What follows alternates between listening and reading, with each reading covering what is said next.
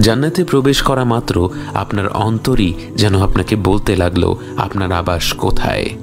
রাসূল সাল্লাল্লাহু আলাইহি ওয়াসাল্লাম বলেন, প্রত্যেক ব্যক্তি দুনিয়াতে তার ঘর যত ভালোভাবে চিনত তার চেয়েও ভালোভাবে তার জান্নাতের ঘর চিনবে। আপনি দ্রুত এগিয়ে যাচ্ছেন আপনার ঘরের দিকে, কাউকে কিছু জিজ্ঞেস করতে হচ্ছে না। সেদিকে যেতে যেতে আশেপাশে যা দেখছেন, আপনার কান যা শুনছে, যা কিছু সুবাস নাকে আসছে, সব কিছুই আপনাকে অভিভূত করছে। অবশেষে আপনি পৌঁছে গেলেন আপনার ঘরে। আপনার অন্তর আপনাকে বলছে এটাই আপনার ঘর।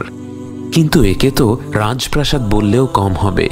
স্বর্ণ আর রূপা দিয়ে নির্মিত এক বৃহৎ ভবন আপনার জন্য অপেক্ষা করছে, যার স্থাপত্য শৈলী বাকরুদ্ধকর, প্রতিটি কোণে কোণে যার নৈপুণ্য, যার নিচে খেলা করছে স্বচ্ছ প্রবাহমান নদী, যে পানির শব্দে অন্তর জুড়িয়ে যায়।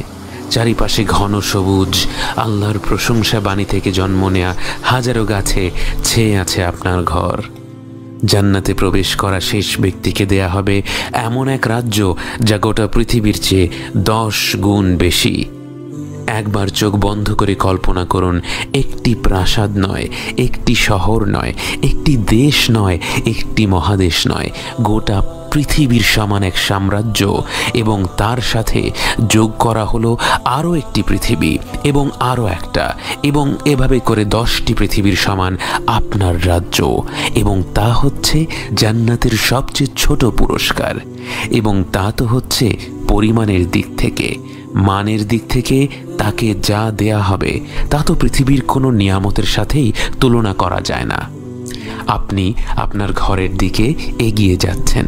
আপনার এই রাজ্য পৃথিবীর কত গুণ বেশি বড় আপনার জানা নেই, কিন্তু যেদিকে দুচোখ যায় বিস্ময়কর সব দৃশ্য আপনার মন ভুলিয়ে দেয়।